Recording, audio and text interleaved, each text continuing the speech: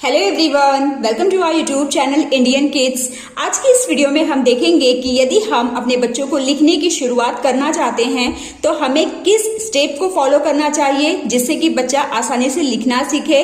क्योंकि अब हमने बच्चों को थोड़ा बहुत ओरल सिखा दिया है, जैसे अल्फाबेट्स बोलना, पिक्चर्स की पहचान करना, कलर्स की पहचान करना।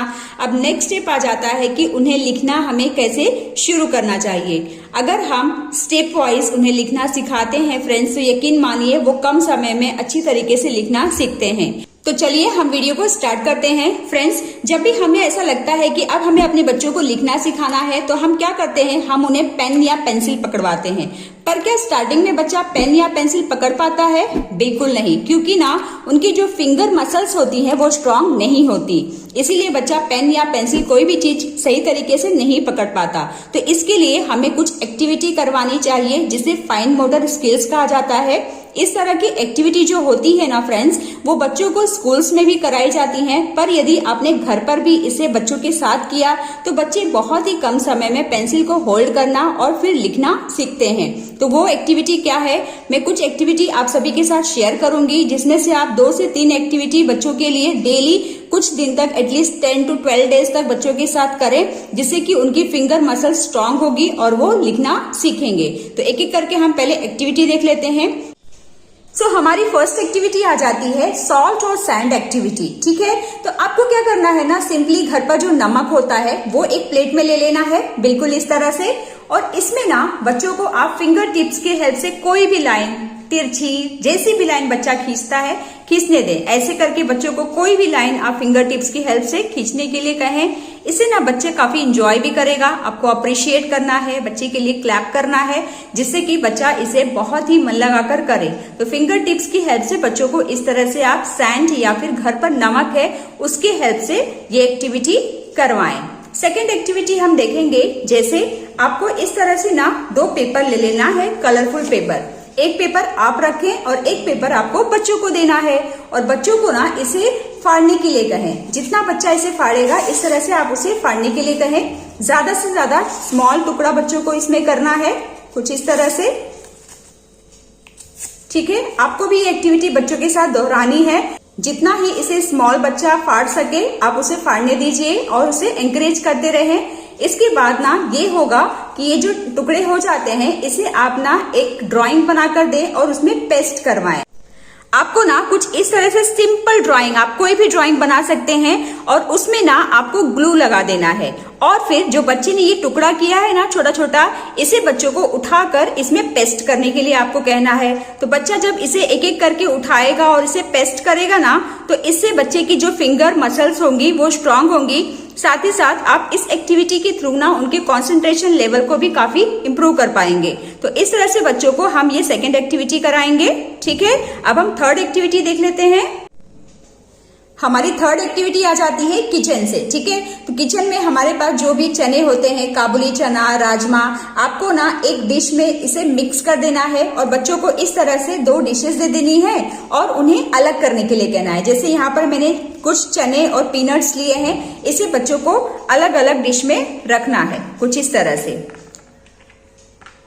ठीक है, तो ये हमारी आ जाती है थर्ड एक्टिविटी। इस तरह की एक्टिविटी भी आप उनके फाइन मोटर स्किल्स को इंक्रीज करने के लिए, अच्छा करने के लिए आप इस्तेमाल कर सकते हैं। तो बच्चों को ऐसे ही एक एक करके इसे उठाकर दोनों डिशेस में आप रखने के लिए कहें। ठीक है, इसके अलावा आप एक और एक्टिविटी बच्चों को करा सकते हैं। जैसे ज्यादातर ना हम बच्चों के लिए इस तरह के पजल्स मार्केट से ले आते हैं ना, तो आप इसका इस्तेमाल करके भी बच्चों के हैंड मसल्स को स्ट्रांग बना सकते हैं। इसमें आपको बस बच्चों को इसे ज्वाइंट करने के लिए कहना है। एक एक करके जब बच्चा इसे उठाएगा और ज्वाइंट करेगा ना, तो इससे उनकी फिंगर टिप्स स्ट्रांग होंगी। या फिर इस तरह के भी पजल्स मार्केट में आते हैं, बच्चों को एक एक उठाकर इसे लगाना है। तो ये भी एक्टिविटी काफी अच्छी है, आप इसे भी बच्चों के डेली प्रैक्टिस में इंक्लूड कर सकते हैं। ये सभी एक्टिविटी कुछ दिनों तक करवाने के बाद अब हमें अपने बच्चों को ना कलर्स के थ्रू इसकी प्रैक्टिस करवानी है। क्रेयॉन्स जो होते हैं ना, मोटे मोटे क्रेयॉन्स आप इस्तेमाल करें। आपको ना कुछ इस तरह से प्लेन पेपर ले लेना है और डिफरेंट डिफरेंट कलर्स के क्रेयॉन्स आप बच्चों को दें, और जैसा भी लाइन बच्चा उस क्रेयॉन्स को पकड़कर खींच रहा है ना, उसे खींचने दें। जैसा भी लाइन उसे खींचना है, सीधा लाइन, तिरछा लाइन, टेढ़ा मेढ़ा, जैसा भी लाइन वो खींचता है उसे एंकरेज करें, जिससे उसका कॉन्फिडेंस लेवल इंक्रीज हो और वो इसे करने में एंजॉय करे। तो आप कुछ दिनों तक बच्चों को ऐसे ही क्रेयॉन्स के थ्रू इस तरह की एक्टिविटी प्लेन पेपर पर कराएं। एक बार जब प्लेन पेपर पर ये वाली एक्टिविटी हो जाती है तो आपको बच्चों को बॉर्डर में लिखना सिखाना है। इसके लिए क्या करना होगा, कुछ इस तरह से ना आपको सिंपल ड्राइंग बच्चों को बनाकर देनी है और बच्चों को इसे कलर करने के लिए कहना है। आपको बच्चों से ये कहना है कि अब कलर ना इससे बाहर नहीं निकलना चाहिए। तो ऐसे ना हम बच्चों को बॉर्डर में कलर करना सिखाएंगे, यानी कि बॉर्डर में लिखने की प्रैक्टिस करवाएंगे। तो अब बच्चों को क्या करना है, इसे इन द बॉर्डर कलर करना है, कुछ इस तरह से।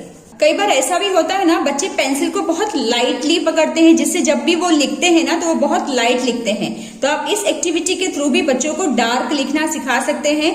इस तरह की एक्टिविटी से बच्चों की ना केवल पेंसिल कंट्रोल अच्छी होती है, बल्कि ना वो डार्क लिखना सीखते हैं, साथ ही साथ उनकी हैंडराइटिंग भी काफी अच्छी बनती है। कुछ दिनों तक हमें डिफरेंट पिक्चर्स बनाकर बच्चों को इस तरह से कलरिंग के लिए एंकरेज करना है।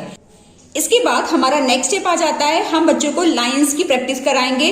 पर लाइंस की भी प्रैक्टिस हमें बुक में नहीं करानी है, हमें सिंपल प्लेन पेपर लेना है और उसमें बच्चों को लाइंस लिखना सिखाना है। लाइंस में क्या क्या है, स्टैंडिंग लाइन जिसमें खड़ी लाइंस हैं, स्लिपिंग लाइन लेटी हुई लाइंस, स्लैंटिंग लाइन यानी कि तिरछी लाइंस और कर्व लाइन यानी कि इस तरह से कर्व हमें बच्चों को बनाना सिखाना है। एक एक लाइन हमें एटलीस्ट 2 से 3 दिन तक बच्चों को सिखाना है। पहले आप स्टैंडिंग लाइन की प्रैक्टिस कराएं, फिर स्लिपिंग लाइन की, ठीक है। तो ऐसे ही आपको सिंपल प्लेन पेपर में इस तरह की एक्टिविटी बच्चों को करवानी है। इसे अगर आप और भी इंटरेस्टिंग बनाना चाहते हैं तो आपको ना इस तरह से ड्राइंग बनाकर बच्चों को देनी है, जिसमें आप बच्चों को इसे ट्रेस करने के लिए कह सकते हैं। कुछ इस तरह से इंटरेस्टिंग तरीके से भी आप बच्चों को ये वाली एक्टिविटी करवा सकते हैं। ये स्लिपिंग लाइन की एक्टिविटी है, लाइक दिस। ये है हमारे स्लैंटिंग लाइंस, ये कर्व्स। तो इस तरह से अगर आप और भी इंटरेस्टिंग तरीके से बच्चों को सिखाना चाहते हैं तो आप ड्राइंग की भी हेल्प ले सकते हैं। स्टार्टिंग में हमें अपने बच्चों को कुछ इस तरह की ही एक्टिविटी करवानी चाहिए, जिससे कि उनकी हैंड मसल्स स्ट्रांग हो। अब हम नेक्स्ट वीडियो में देखेंगे कि हमें अल्फाबेट्स अपने बच्चों को किस तरह से स्टेप वाइज लिखना सिखाना है। आई होप आज की ये वीडियो आप सभी के लिए काफी हेल्पफुल रही होगी। तो चलिए मिलते हैं अब हम नेक्स्ट वीडियो में। Till then bye bye and take care.